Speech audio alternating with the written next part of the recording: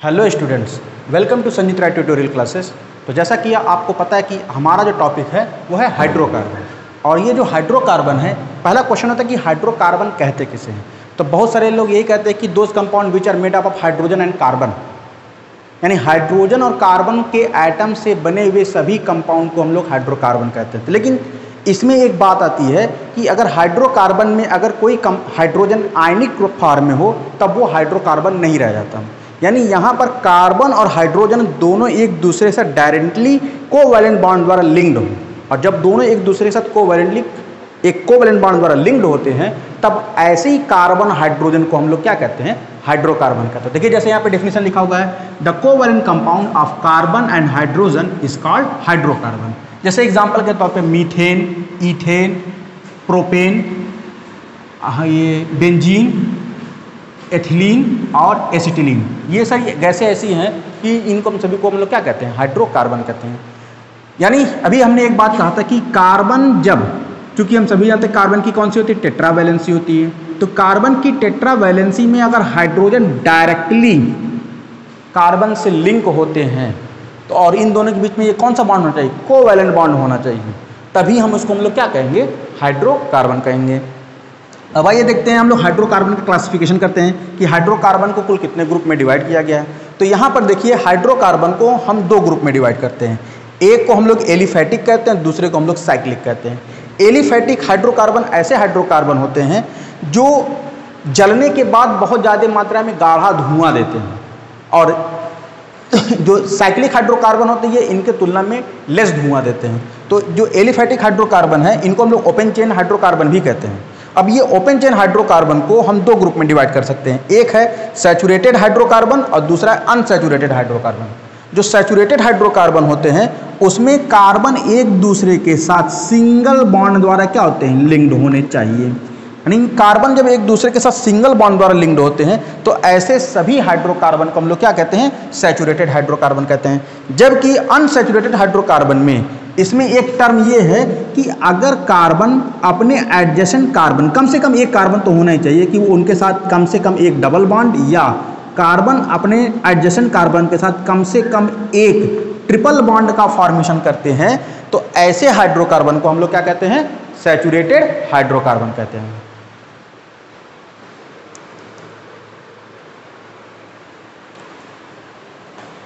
हाँ स्टूडेंट्स, तो हम लोग आ जाते हैं एलिफैटिक हाइड्रोकार्बन के क्लासिफिकेशन की तरफ। तो हम ये देखते हैं कि जब भी हम एलिफैटिक हाइड्रोकार्बन को जब क्लासीफाई करते हैं तो इनको दो ग्रुप में डिवाइड किया गया था, सैचुरेटेड और अनसैचुरेटेड। जैसा कि मैंने बताया था कि जो सैचुरेटेड हाइड्रोकार्बन होता है उसमें कार्बन कार्बन एक दूसरे के साथ सिंगल बॉन्ड से जुड़े होते हैं, और अनसैचुरेटेड में कम से कम उस हाइड्रोकार्बन चेन में कार्बन कार्बन के बीच में एक डबल बॉन्ड या कार्बन कार्बन के बीच में एक ट्रिपल बॉन्ड जरूर उपस्थित होना चाहिए। उसके बाद जब हम सैचुरेटेड हाइड्रोकार्बन को हम क्लासीफाई करते हैं तो सैचुरेटेड हाइड्रोकार्बन को हम तीन ग्रुप में डिवाइड कर सकते हैं। क्यों? क्योंकि इनमें सभी पहले बात कार्बन कार्बन एक दूसरे के साथ सिंगल बॉन्ड से जुड़ा होना चाहिए, और इसके साथ कोई अगर सब्स्टिट्यूटिंग ग्रुप जुड़ा हुआ है तो वो भी एक सिंगल बॉन्ड से ही जुड़ा होना चाहिए। तो जैसे हमने यहाँ पे लिख दिया एल्केन, तो हम सभी जानते हैं एल्केन का जो कॉमन फार्मूला है वो है CnH2n+2। यानी यहाँ पे ये n क्या है, यहाँ पर ये n कार्बन नंबर है। जैसे अगर हम कह दें कि हमारा है मीथेन, तो यहाँ पे कार्बन की कुल कितनी संख्या है, तो कार्बन की कुल संख्या 1 है। तो देखिए क्या ये फार्मूला इस मीथेन को बना सकता है। तो अगर हम कार्बन कह दें 1 तो C1 हो जाएगा, और अगर उस 1 के अकॉर्डिंग यहाँ पे इसका फार्मूला 2 × 1 + 2, तो देखिए यहाँ पर क्या आ जाएगा, CH4 आ जाएगा कि नहीं आ जाएगा। इसका मतलब ये कह रहा है कि इस सीरीज के जितने भी कंपाउंड होते हैं वो सभी इस फार्मूले को क्या करते हैं, फॉलो करते हैं। जैसे एग्जांपल के तौर पे C2H6, यहाँ पे 2 हुआ तो 2 दूनी 4, 2 6 हो जाएगा। उसी तरह से C3 3 दूनी 6, 2 8 H8, तो ये हो जाएगा मीथेन, ईथेन, प्रोपेन। तो ये इसके क्या हो जाएंगे, कंपाउंड हो जाएंगे। उसी तरह से अगर हम हैलो एल्केन्स के बारे में बात करें तो हैलो एल्केन्स का जो कॉमन फार्मूला होता है वो CnH2n+1, और उसके साथ एक फंक्शनल ग्रुप जुड़ा होता है जिसको हम लोग कहते हैं हैलोजन यानी X। ये यहाँ पर X जो होते हैं ये क्लोरीन हो सकते हैं, फ्लोरीन हो सकते हैं, ब्रोमीन हो सकते हैं या आयोडीन हो सकते हैं। इस नाते इसको हम लोग हैलोजन कहते हैं।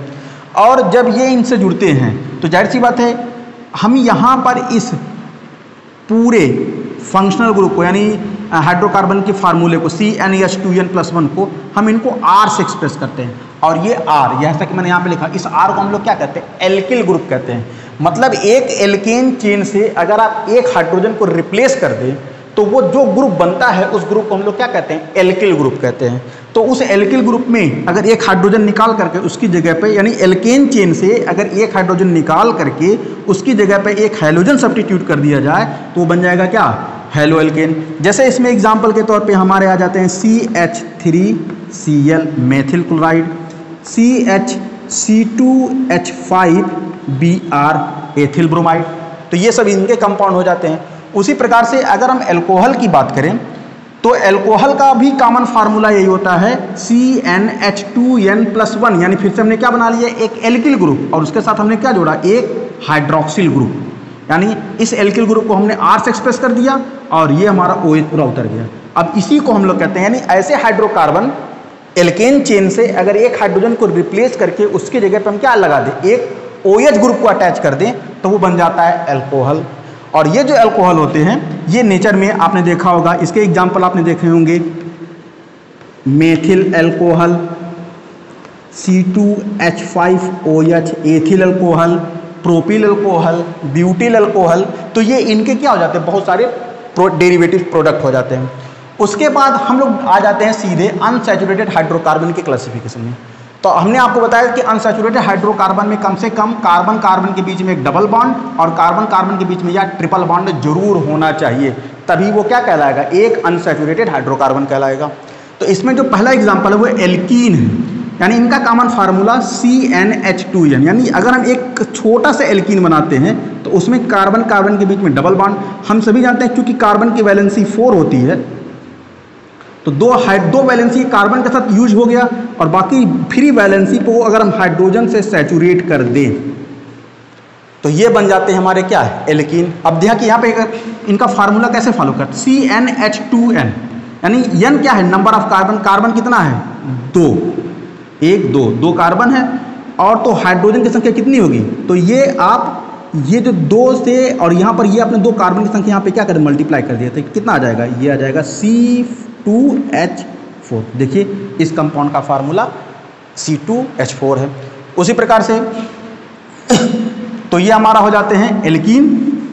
उसी तरह से अगर हम एल्काइन की बात करें तो एल्काइन में भी हम देखते हैं इनका जो सबसे सिंपलेस्ट फार्मूला कंपाउंड होता है वो है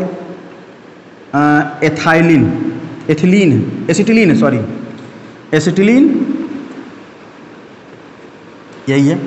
अब यहाँ पे कह रहा है Cn, कितने n है? 1 2, यानी 2 n है। यानी अगर हम फार्मूले में से 2 लिख दें तो हाइड्रोजन की संख्या अपने आप कैलकुलेट हो जाएगी, यानी 2n-2, यानी ये अगर 2 दूनी 4 और 4 में से 2 घटेंगे 2, यानी अब ये बन जाएगा एसिटिलीन।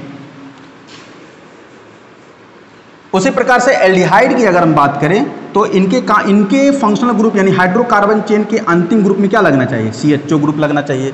इनका कॉमन फार्मूला CnH2nO, या हम लोग एक एल्किल ग्रुप बना करके उसके नाम के अंत में क्या जोड़ दे? CHO ग्रुप जोड़ दे। तो ये हमारा हो जाता है क्या? एक एल्डिहाइड। ये बात है कीटोन्स की खासियत होती है, इनका भी कॉमन फार्मूला एल्डिहाइड का कॉमन फार्मूले के बराबर होता है, लेकिन जब इनके फार्मूले को हम डायग्रामेटिकली रिप्रेजेंट करते हैं तो इनको R, C और एक कार्बोनिल ग्रुप लगा देते हैं और उनके एक बाद एक एल्किल ग्रुप लगा देते हैं। तो ये हो जाता है हमारा कीटोन। जैसे इसमें एसीटोन CH3, ये हमारा एसीटोन इनका कॉमन कंपाउंड है। और इस ग्रुप का जो सबसे लास्ट कंपाउंड है वो है कार्बोक्सिलिक एसिड। कार्बोक्सिलिक एसिड क्या होता है कि अगर एक एल्किल ग्रुप कि एक हाइड्रोजन को रिप्लेस करके उसके अंत में एक कार्बोक्सिलिक ग्रुप लगा दिया जाता है, यानी COOH ग्रुप लगा दिया जाता है, तो वो हमारा क्या कहलाता है? कार्बोक्सिलिक एसिड कहलाता है। इनका कॉमन फार्मूला CnH2nO2, या हम लोग एक एल्किल ग्रुप बना करके नाम के अंत में क्या जोड़ दें? COOH जोड़ दें। जैसे इसका जो कॉमन ग्रुप है वो है CH3COOH, एसिटिक एसिड, यानी इसको हम लोग विनेगर भी कहते हैं। तो बच्चों इस प्रकार से ये एलिफैटिक हाइड्रोकार्बन के क्या हो जाते हैं, क्लासिफिकेशन हो जाते हैं। तो चलिए हम लोग नेक्स्ट सेक्शन की तरफ आगे बढ़ते हैं। हाँ स्टूडेंट्स, तो हम लोग आ जाते हैं अपने नेक्स्ट टॉपिक की तरफ। यहाँ पर हम लोग पढ़ रहे हैं ऑर्गेनिक केमिस्ट्री। क्वेश्चन होता है कि व्हाट इज ऑर्गेनिक केमिस्ट्री। तो यानी ऑर्गेनिक केमिस्ट्री के अंतर्गत क्या क्या आते हैं, the branch of chemistry which deals about the hydrocarbon and their derivatives. यानी ऐसी विज्ञान की ऐसी ब्रांच जिसके अंतर्गत केवल हाइड्रोकार्बन या हाइड्रोकार्बन से बने हुए दूसरे प्रोडक्ट की स्टडी की जाती है, तो ऐसे ही साइंस को हम लोग क्या कहते हैं, ऑर्गेनिक केमिस्ट्री कहते हैं। तो मैंने वही लिखा हुआ है कि the branch of chemistry which deals the study with study of hydrocarbon and their derivatives. तो हाइड्रोकार्बन तो आपने भी पिछले वाले आपने क्लासिफिकेशन में आपने देखा था कितने सारे आपने उसमें हाइड्रोकार्बन बनाए थे। लेकिन अब क्वेश्चन होता है कि ये उनके डेरिवेटिव्स क्या होते हैं। तो चलिए मैं एक्सप्लेन करता हूँ। देखिए जैसे मैंने एक हाइड्रोकार्बन का लिखा मीथेन, CH4 कॉमन नाम मीथेन। लेकिन अगर हम इसके एक हाइड्रोजन को हटा करके हाइड्रोजन और कार्बन के अतिरिक्त किसी दूसरे एटम को उस पर सब्स्टिट्यूट करते हैं, जैसे मैंने हाइड्रोजन सब्स्टिट्यूट किया, तब वो बन जाता है मेथिल क्लोराइड। तो ऐसे कंडीशन में भी ये हाइड्रोकार्बन ही रहता है। क्यों? क्योंकि अभी भी इस कार्बन के साथ डायरेक्टली हाइड्रोजन लिंक्ड है, और ये उन्हीं के साथ ये, यानी जब भी किसी ऐसे ऑर्गेनिक प्रोडक्ट का फॉर्मेशन, यानी ऐसे प्रोडक्ट का फॉर्मेशन केवल ऑर्गेनिक कंपाउंड से ही हो। अगला है मीथेनॉल। यहाँ पर भी वही सेम हाइड्रोजन के 4 वैलेंसी में एक वैलेंसी OH के साथ सब्स्टिट्यूट और बाकी सभी हाइड्रोजन से सब्स्टिट्यूट, ये हमारा मेथेनॉल हो जाएगा। उसी प्रकार से ये हमारा एथेनोइक एसिड्स। तो ये हमारे हो जाते हैं हाइड्रोकार्बन के डेरिवेटिव्स। तो अब हम लोग पढ़ते हैं कि chemistry, organic chemistry in daily life, मतलब हमारे आपके डेली लाइफ में ऑर्गेनिक केमिस्ट्री का क्या रोल है। तो देखिए इतने सारे प्रोडक्ट हैं जो हम लोग पर डे किसी न किसी वजह से हम ये यूज करते हैं। जैसे मेडिसिन, जैसे बात है कोई बीमार है, बुखार है, तो आपने तुरंत उसको दे दिया कि इसको पैरासीटामॉल दे दीजिए, क्रोसिन दे दीजिए, या फिर पेनिसिलिन दे दीजिए, एंटीबायोटिक्स दे दीजिए। ये सभी कहीं ना कहीं किसी न किसी प्रकार से ऑर्गेनिक प्रोडक्ट ही हैं। उसके बाद है फूड। अब फूड में हम सभी जानते हैं हम लोग क्या खाते हैं, carbohydrate, fat and vitamins, proteins, और ये सभी क्या है, इन सभी का कॉमन प्रोडक्ट कार्बन और हाइड्रोजन ही मेन है, और उसके साथ ऑक्सीजन और नाइट्रोजन जुड़ करके वो अलग अलग डेरिवेटिव्स का फॉर्मेशन कर सकते हैं। तो ये सभी ऑर्गेनिक हो गए। फर्टिलाइजर का कॉमन फार्मूला CONH2 का ट्वाइस, यानी यहाँ पर देखिए इसका उत्पादन कैसे हुआ होगा। अगर इन दो एल्किल ग्रुप को यहाँ से हटा करके इनकी जगह पे NH2 ग्रुप लगा दिया जाए तो ये क्या बन जाता है, यूरिया। यानी इस यूरिया को बनाने के लिए आपको क्या चाहिए, एक ऑर्गेनिक कंपाउंड। तो यानी ऑर्गेनिक कंपाउंड का डेरिवेटिव्स है, और अगर ऑर्गेनिक कंपाउंड का डेरिवेटिव्स है तो ये क्या है, एक हाइड्रोकार्बन है। उसी प्रकार से डाई मतलब होता है कलर। आपने देखा होगा जो डिस्टेंपर्स वगैरह आते हैं उनमें जो कलर्स को यूज किए जाते हैं वो सभी एक ऑर्गेनिक कंपाउंड होते हैं। इसके बाद एक्सप्लोसिव में इसमें आपने देखा होगा TNT, TNG, RDX, ये सभी नाइट्रोजन और हाइड्रोकार्बन के हाई कंप्रेस्ड बॉन्ड से बने हुए एक्सप्लोसिव होते हैं, और इसी वजह से ये इनके एक्सप्लोजन के दौरान काफ़ी मात्रा में साउंड और एनर्जी रिलीज होती है, इसमें तो इनको हम लोग एक्सप्लोसिव कहते हैं। क्लोथ्स आपने देखा होगा आजकल वूल, रेयन, PVC फाइबर से बने होते हैं, तो ये सभी क्या बनते हैं, क्लोथ्स हो जाते हैं। इवन अगर हम सूती कपड़े की भी बात करें तो सूती कपड़ा भी उसका वो कॉमन फार्मूला क्या है, C6H12O6 का क्या होता है, वो पॉलीमर होता है। यानी अभी भी क्या निकल गया, वो डेरिवेटिव्स निकल गए। उसके बाद इंसेक्टिसाइड आपने देखा होगा DDT, डाइक्लोरो डाइफेनिल ट्राइक्लोरोइथेन, ये DDT इंसेक्टिसाइड दुनिया का सबसे प्रभावी इंसेक्टिसाइड माना जाता है। किसका कॉमन फार्मूला है, हाइड्रोकार्बन का ही कॉमन फार्मूला है।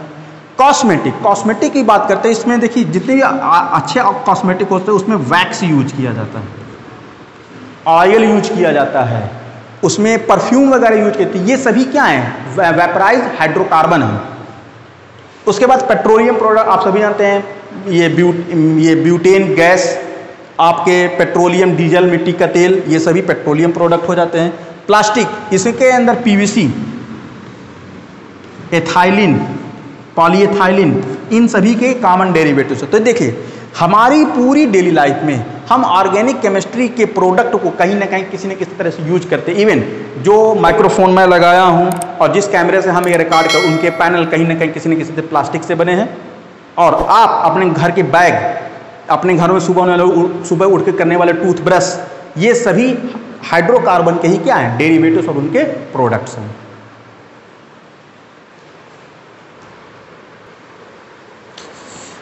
हाँ तो स्टूडेंट्स, हम लोग आ जाते हैं सोर्स ऑफ ऑर्गेनिक कंपाउंड कि नेचर में हमको ऑर्गेनिक कंपाउंड कहाँ कहाँ से मिलते हैं। तो देखिए अगर हम नेचर में ऑर्गेनिक कंपाउंड की बात करें तो बहुत सारे ऑर्गेनिक कंपाउंड तो हमको नेचर से ही मिल जाते हैं, जैसे प्लांट से, एनिमल से, पेट्रोलियम प्रोडक्ट से, कोल से, इन सब से हमको मिल जाते हैं। और कुछ जो बच जाते हैं उनको हम लेबोरेटरी में क्या करते हैं, सिंथेसाइज कर लेते हैं। तो देखिए मैंने वही लिखा हुआ है कि अगर नेचुरल सोर्स की बात करें तो organic compound can be obtain from plant, animal, coal, petroleum and wood. यहाँ से हम ऑर्गेनिक प्रोडक्ट को प्राप्त कर सकते हैं। जबकि अगर आर्टिफिशियल सोर्स की बात करें तो उसके लिए केवल एक ही हमारे पास जरिया है, वो है लेबोरेटरी। यानी लेबोरेटरी में उसको आर्टिफिशियली क्या कर ले, सिंथेसाइज कर ले।